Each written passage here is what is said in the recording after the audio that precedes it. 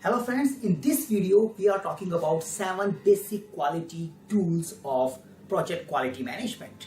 These tools are used in quality planning, quality assurance as well as in quality control. So let us look at the first tool, cause and effect diagram.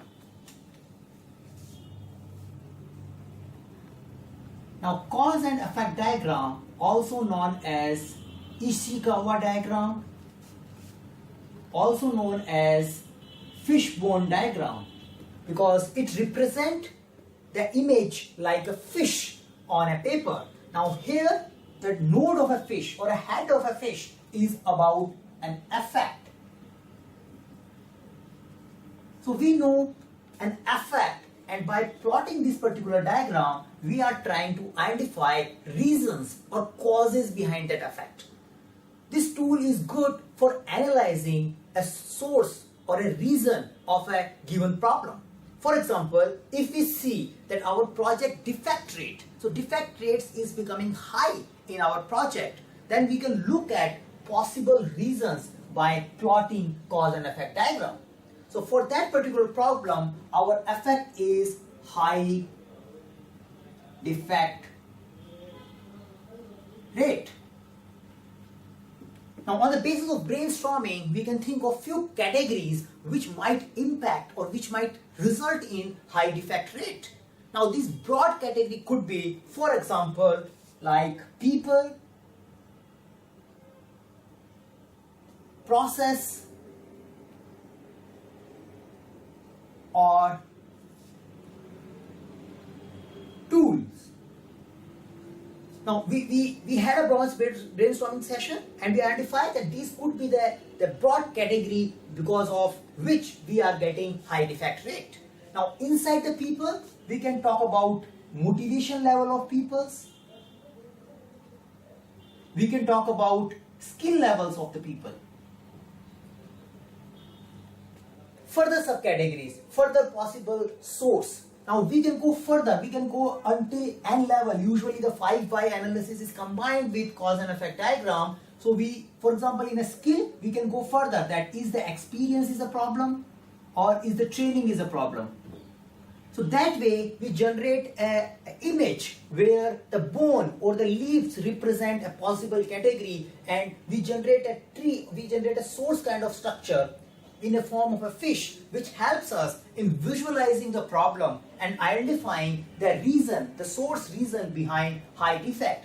The area which looks more contributing to it may involve or may invite a further deeper analysis, and that is how we do a root cause analysis, and one of the quality control and assurance and planning tool which helps us in identifying root cause of quality problems. Second tool, Flowchart.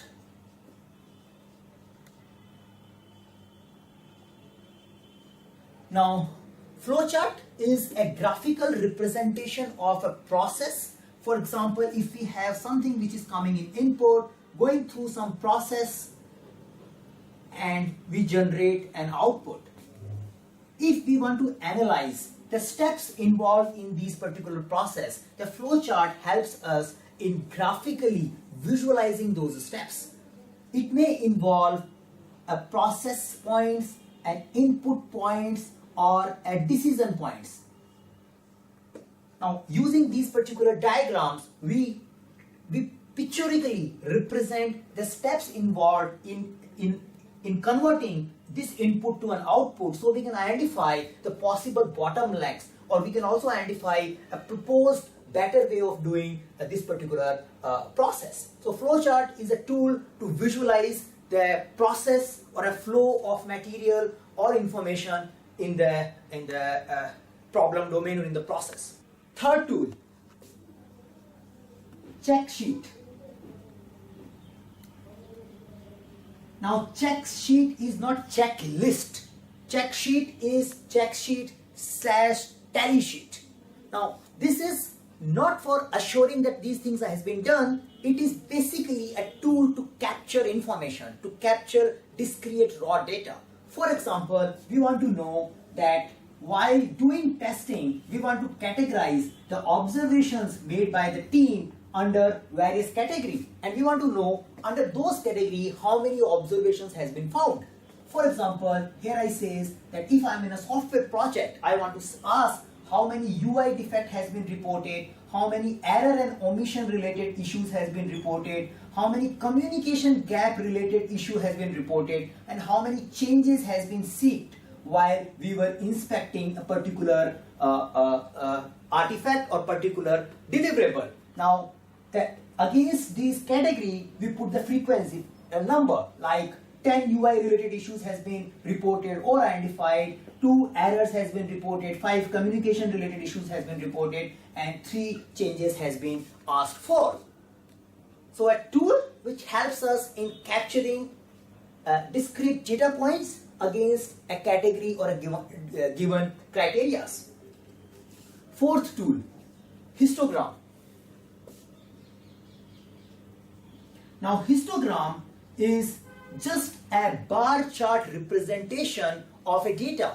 So you have observations against various category. In order to visualize them, you want to know which one is high impacting. The same information, if you represent in a bar chart, it becomes histogram. Like here we says various reasons or category of defects. We have say user interface, which is coming to 10, so we make a bar chart of it. Then we have errors, which is coming to 2, we make a bar chart of it. We have communication related issues which are coming to 5, we make a bar chart of it. We have changes which is asked by the customers after looking at the software, we make a bar chart of it. So here the size of a bar is represented by the frequency of that particular problem. So looking at histogram gives us an idea which are the items of high priority or which are the items which are highly observed while doing a data observation. Now the fifth tool is Pareto chart. Now what is Pareto chart? Just ordering this histogram in an order where we put the items which are impacting more.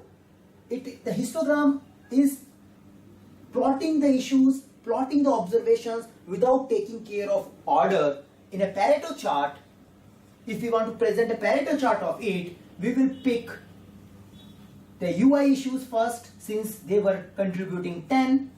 Then we will pick communication because it was putting 5. So here we have a UI, then we will put a changes which is coming 3, and then we will put errors which are coming 2.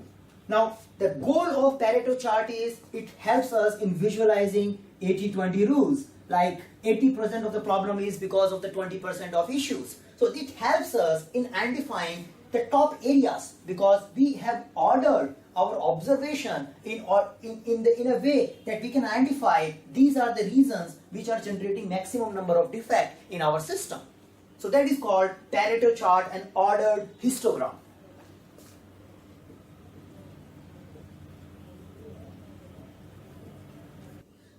The sixth quality control tool is control chart. Now control chart is a tool which helps us in monitoring the observation across time. Let's take an example. For example, if you are a fast food restaurant and you deliver burgers, you have a process which ensures that majority of burgers get delivered in 60 seconds. The mean time for delivering a burger is a 60 seconds.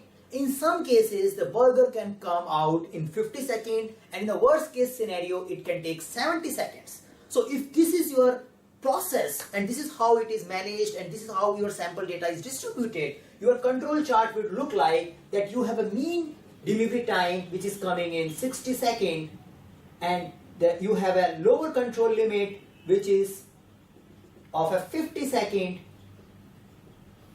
and you have an upper control limit of a 70 seconds. Now these control limits are usually coming out of your data variation. So if you are following a Six Sigma based approach, these information like what would be your upper control limit or lower control limit is coming because on the basis of the distribution of data in across the mean value. So this is your mean value, and here you have a deviations. So you may be going with a 3 sigma or 6 sigma, which represents your lower and upper control limit. If the subsequent observations are in line with your upper and lower control limits, your process is under control. So if you are delivering burger between 58 seconds to 62 seconds, most of the time your process is under control. If in one of the case your burger delivery goes beyond 70 seconds, this represents problem in your process. At this particular case, we can say that your process is out of control. We need to do something to bring it back inside the control. It could happen for an upper control limit, it could also happen for a lower control limit. Now, there is another rule which is called rule of 7, which says that if your subsequent 7 observations are in a one side of a control limit, that also represent problem in your process. Like if you have a 7 observations which are lying either at the upper side of your mean value or at the lower side of your mean value, that also represent a problem in a process. It is also called spatial cause and common cause. So the point which is going your control beyond your control limit is a spatial cause. Project manager or project team or a process owner must do something to remove these spatial causes from your processes. But the variance between 50 to 70 seconds can happen, and they are because of general causes which are under tolerance, and that is how your data is distributed. Now, in some cases, when you are working in a project, you may also have a specification limits which is given by your external customers. For example, if you are dealing with a defect fixing or SLA based customer support project, you may be having SLAs which is defined as a 60-second response time, but you may have your internal control limits, and as you breach your internal control limits, you want to make sure that the things get monitored and the variance get recorded. You may have a stringent control limits, but outside it you may have an external control limits, and breaching the external control limits may involve a customer escalation or a customer action, because that is something which we are committed to an external party. Seventh and final tool, scattered diagram.